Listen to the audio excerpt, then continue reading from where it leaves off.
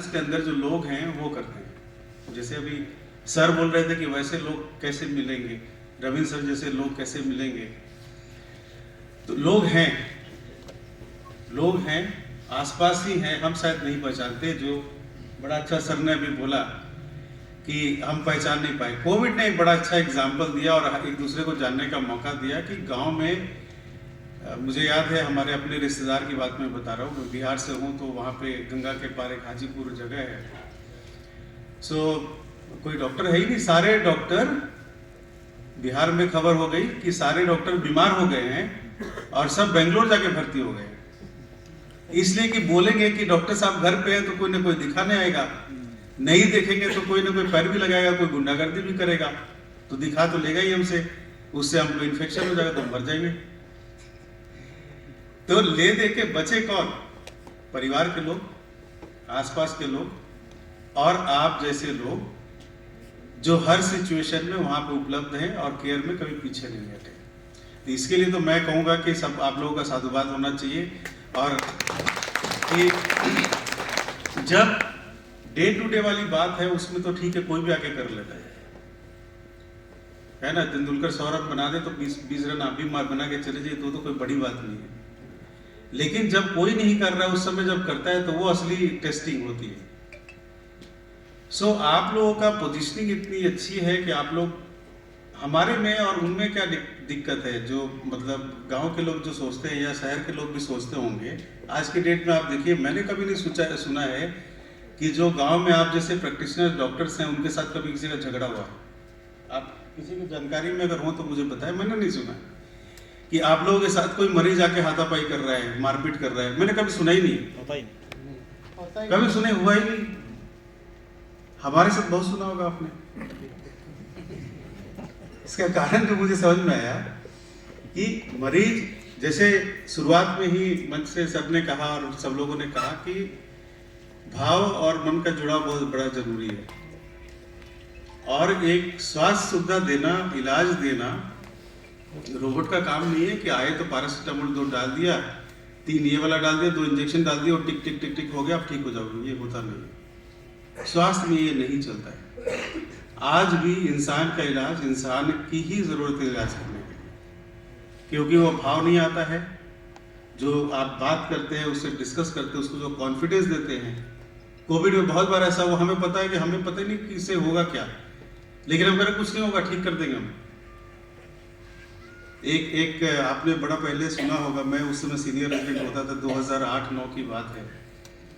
एक लड़का सुबह सुबह इंजीनियर था, वो ड्यूटी के लिए जा रहा था, दिल्ली की ही बात है। मैं एम्स ट्रॉमा सेंटर में, उस समय नया ट्रॉमा सेंटर स्टार्ट हुआ था, मैंने शुरुआत में ज्वाइन किया था। तो मेटल की जो बोर्ड होती है उसका रॉड एक ऐसे टेढ़ा हो गया था और उसकी कार पूरी अंदर गई और पूरा पेट से होता हुआ रॉड पीछे 5.5 फीट का रॉड क्रॉस कर गया। मैं संजोग से उस दिन ड्यूटी पे था, मैंने ही ऑपरेट किया था उसको। तो पहली बार मैं देख रहा हूँ 5.5 फीट का रोड साहब इस साइड से उस साइड चला गया है, क्या अंदर का गया हुआ हमें भी पता नहीं, इस पार उस पार हो गया। मैं अभी नया दिल्ली में उसको ज्वाइन किया। अब उसके रिश्तेदार कह रहे हैं कि डॉक्टर साहब ठीक हो जाएगा ना, उसका एक दोस्त आए हुए थे और एक कोई और रिलेटिव पहुंच पाया था जब तक वो हॉस्पिटल आया था, क्योंकि उसको वहां से निकालने काटने में टाइम लगा था। रॉड को पूरा काट के फिर गाड़ी से निकाल के वो लोग लेके आए थे। मैंने बोला घबराओ नहीं, ठीक हो जाएगा। अब उसने 5 रिश्तेदार को मेरे सामने फोन कर दिया, बहुत बड़े डॉक्टर साहब मिल गए, बोले ठीक हो जाएगा। तो मैं सोच रहा हूँ मैं तो पहली बार देख रहा हूँ इसको, अभी कह रहे कि इन्होंने तो खबर ही फैला दी कि ठीक हो जाएगा, नहीं होगा तो क्या होगा, तो बड़ी दुविधा होगी। फिर ठीक है, जो ऊपर वाले की दया, और कहते हैं कि ऐसे काम सिर्फ ये नॉलेज और स्किल से होता नहीं है, बहुत सारे इसके बियॉन्ड भी चीजें होती है। तो ये कॉन्फिडेंस जरूर था कि भाई जो आदमी वहां से जिंदा आया है इस रॉड के साथ, मेरे से बात कर रहा है और पैर हिला रहा है, तो इसका मतलब कि मेजर चीज तो कम से कम नहीं गई है। अब ऑपरेशन करने में कुछ और ना खतरा हम बढ़ा दे, इतना ध्यान रखना है। खैर हमने हमारी पूरी टीम थी और भी सीनियर्स थे, साथ वाले थे, मिलके किया, वो ठीक होके गया। तो मैंने ये महसूस किया कि डिफरेंस क्या था। डिफरेंस ये था कॉन्फिडेंस।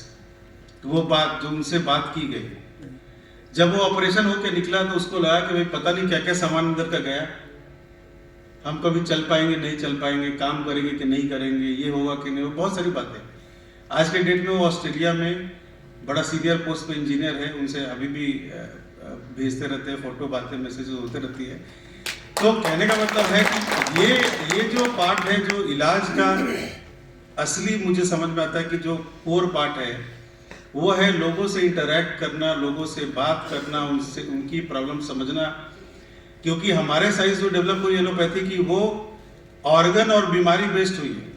धीरे धीरे धीरे धीरे हम हो गए कि हम बाएं कान के पर्दे के डॉक्टर हैं, स्पेशलिस्ट में भी सुपर स्पेशलिस्ट।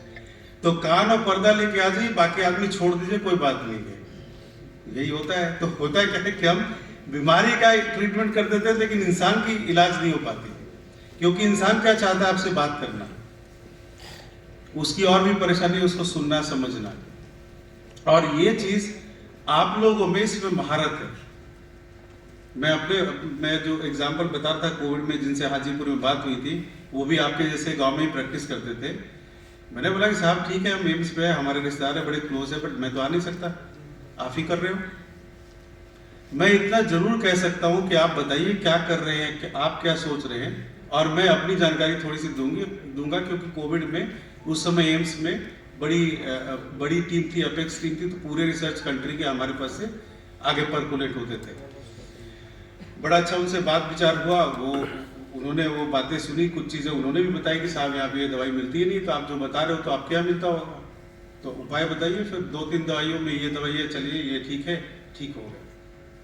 सो मेरा कहना है कि आपके पास बड़ी पॉजिटिव एनर्जी है, 2 चीज़ों के लिए एटलीस्ट बहुत ज़्यादा है। एक तो कम्युनिकेशन की, दूसरा लोगों के बारे में, तीसरा क्या चीज चल रहा है वहां पे, कौन सी बीमारी चल रहा है, क्यों चल रहा है, ये आपको सबसे पहले पता होगा, किस तरीके से उसको ठीक कर सकते हैं। तो मुझे लगता है कि अगर साथ में मिलकर इस तरीके से काम करें, और हमारी एम्स की और WHO की जो टीम है, हम लोग कमिटेड है कि हॉस्पिटल में जो इमरजेंसी आए उसको भी हम ठीक करें। लेकिन साथ साथ जो मैंने कहा कि समय बड़ा महत्वपूर्ण है, चाहे वो हार्ट अटैक हो, उसमें हम लोग कहते हैं कि भाई ECG 10 मिनट के अंदर हो जाए, रीड हो जाए, 3-3.5 घंटे 4 घंटे होते तो उसकी दवाइयाँ मिल जाए उसको, एटलीस्ट सारे चीज़ तो नहीं, बट कम से कम इतना तो हो कि डायरिया से तो न मरे हमारे इलाके में, बुखार होके और उसका इलाज ना होके उससे तो ना मरे, बीमारियों की पहचान होके उसकी पहचान ना होने की कमी से तो ना मरे। सो पूरे इमरजेंसी में हम कहते हैं कि 3 R का कॉन्सेप्ट होता है, रिकॉग्नाइज, रिससिटेट एंड रेफर। इसको अगर मैं ऐसे अपने भाषा में कहूँ तो एक है पहचान कर लीजिए कि कौन सीरियस है, किसके पास समय कम है, जो आप कर पाते हैं बहुत हद तक। थोड़े बहुत चीज़ें हमारे पास भी जो जानकारी में होगी, आपके पास अगर नहीं होगी तो साझा करने में कोई हर्ज नहीं, हम आपस में सीखेंगे एक दूसरे से। दूसरा कि कुछ प्रैक्टिसेस है जो आप ट्रेडिशनली यूज कर रहे हैं जो बड़े अच्छे हैं, कुछ चीज़ें समय के साथ बदली हैं। सो जो नेक्स्ट हुआ कि उसका क्या कर सकते हैं इस समय में, जिसको हम कहते हैं कि प्रयास या रिससिटेशन। इस इमरजेंसी मरीज का क्या करें, जैसे किसी का ब्लीडिंग हो रहा है तो ब्लीडिंग कंट्रोल कर दिया, फ्रैक्चर है तो आप कुछ ना कुछ लगा के स्प्लिंट कर दिया, समथिंग लाइक दैट, थोड़ा सा कर दिया। उसके बाद अगले के पास हम उसको भेज दें, कहाँ भेजें, क्या सुविधाजनक होगी, ये इतना जानकारी भी अगर होने लगे, जैसे मैंने एग्जांपल दिया हार्ट अटैक वाले में, अगर उसको छाती का दर्द है, ECG हमारे पास सुविधा नहीं है, कोई बात नहीं, लेकिन जैसे ही डाउट हुआ उसको अगर सॉर्बिट्रेट की टैबलेट या एस्पिरिन, बहुत कॉमन है हर जगह अवेलेबल होती है, एस्पिरिन की टैबलेट उसको मिल गई और उसको बता दें कि भाई इधर उधर रुकना नहीं, ये लग रहा है हार्ट अटैक है, एक काम करो वहाँ चले जाओ, तो ये जो इन्फॉर्मेशन होगी उसके लिए जान बचा देगी उसकी इस तरीके से।